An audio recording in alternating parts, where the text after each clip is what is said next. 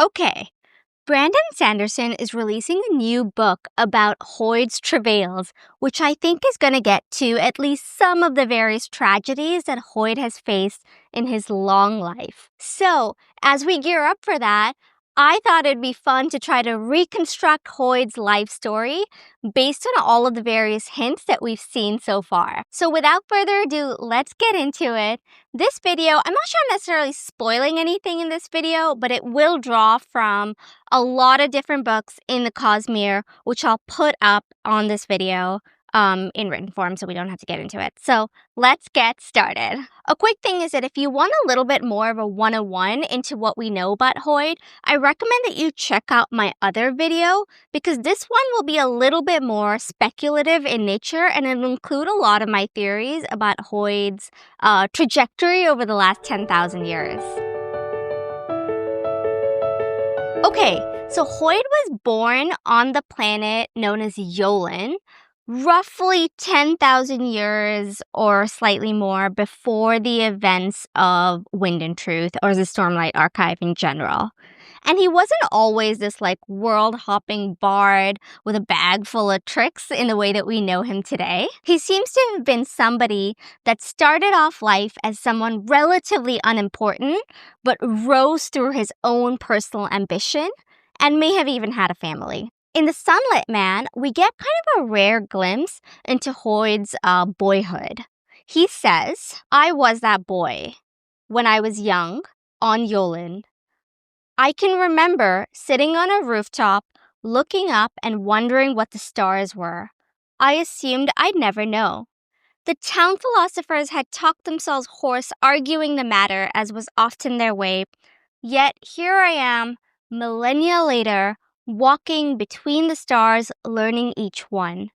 I got my answers eventually." And this paints a story about a young, not very important maybe boy on Yolen, fantasizing about the Cosmere. For context, Yolen is a planet that we know had a race of humans, we know it had dragons, and then a race also known as Shodel. And from what we know, it was dragons, not human or even Shodel, I think, but it was dragons that were kind of like the preeminent figures or race on Yolen. And in fact, we get hints that they were worshipped as deities during that time. So I think all of this reinforces to me that a little boy, Hoid, was kind of a marginal figure in the Cosmere when he was born. We also don't know Hoid's birth name or name at birth.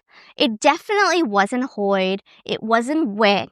And it may not have been any of the aliases that we currently know for him. And that's another oddity about Hoid, is that he left his birth name and his youth behind. As Hoid grew up, he seems to have found his footing a little bit. He joined a group of conspirators, maybe even friends, that helped him shatter Adonalsium. That's the one god of the Cosmere. This is one of the biggest mysteries of the Cosmere. How did this group that shattered Adonalsium come together, and what actually led them to do it?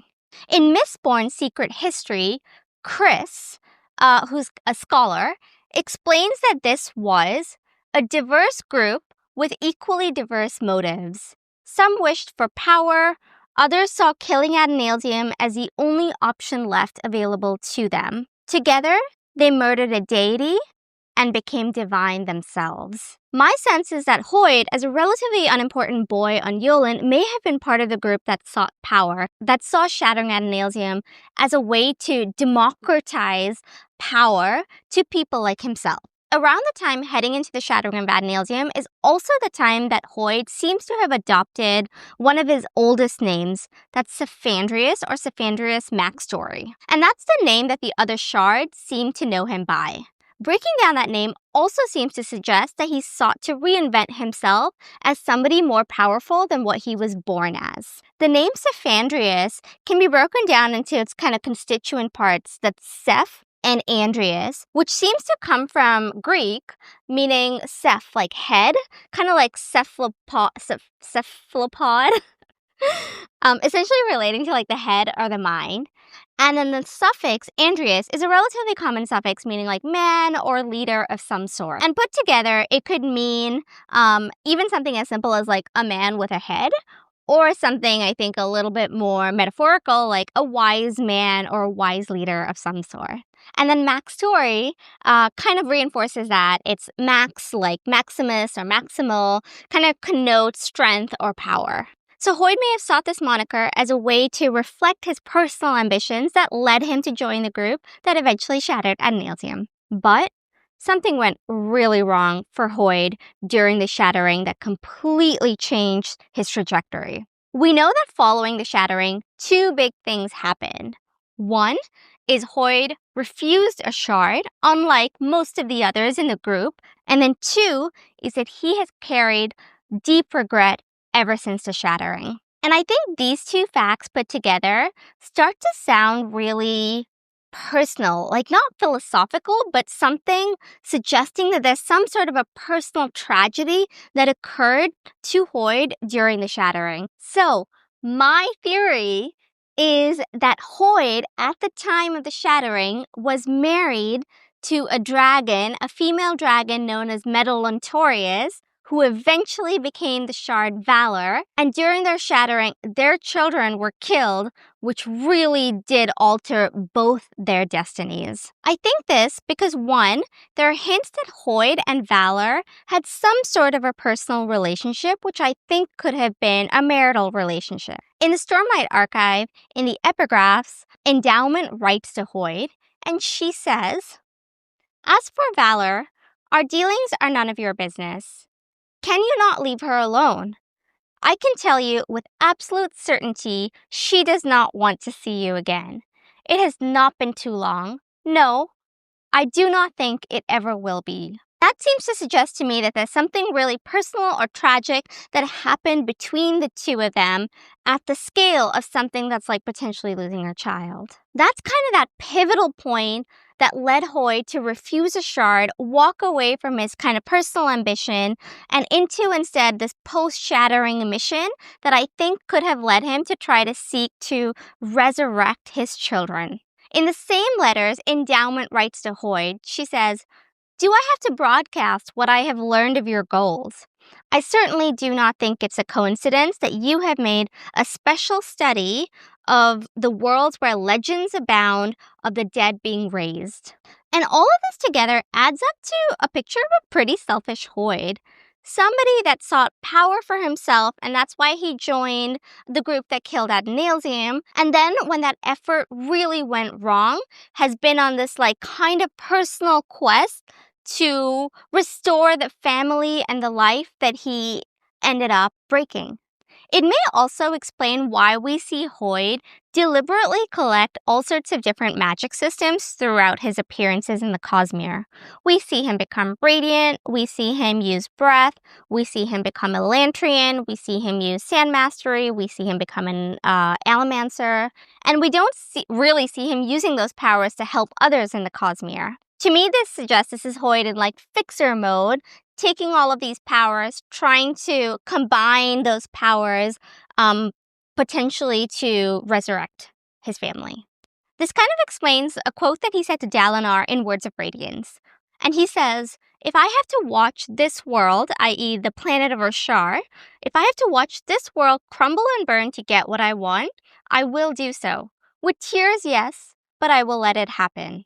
That's a Hoid that would do anything to get his family back. But I think what's really interesting is that as readers, we're actually seeing Hoid evolve out of that. And we're seeing him transition to being somebody singularly focused on his personal goals of repairing the damage that he caused, to somebody that is a little bit more about legacy and about repairing the cosmic damage that he wrought, not just the personal damage that he brought upon himself. He may have realized or be realizing that you can't undo what happened in the past and that you sort of kind of have to mitigate and move on. He may have realized that undoing the shattering is impossible, restoring his family is impossible. And instead, we see him taking on mentees and building a new type of a family through the people that he mentors and coaches. He takes a pretty paternal air to characters like Shallan or Kaladin, and by the time we see him in the secret projects, which is following the events of Wind and Truth, he's also taken on new mentees like Starling, who's a dragon, and potentially many others that we don't even know. And I think that's the Hoid that is becoming softer and less selfish than he's ever been. Valor may have had a part in that shift too. At the end of Wind and Truth, we see Hoid resolve to find Valor.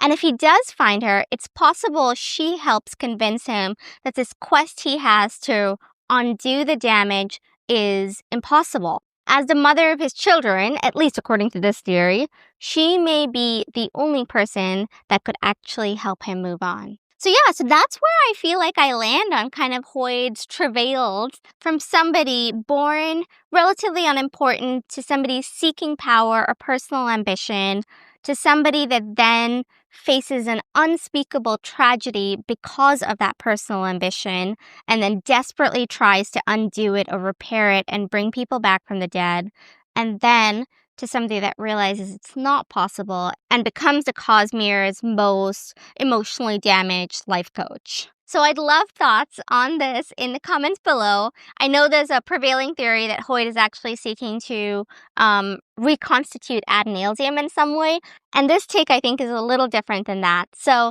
tell me what you think in the comments, and if you like this kind of content, please hit like and please subscribe. And definitely, if you're interested in Hoid, check out my other video known as The Definitive Guide to Hoid, where I really break down all of his appearances in the Cosmere.